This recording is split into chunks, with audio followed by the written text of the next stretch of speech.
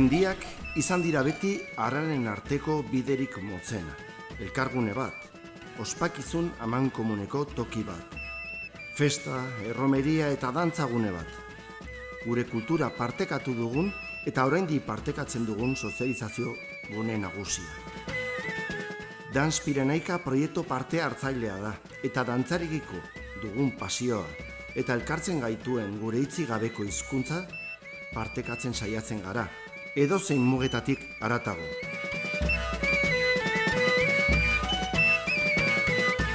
Izabako historiak gogoratzen digu mugak gainditu daitezkeela.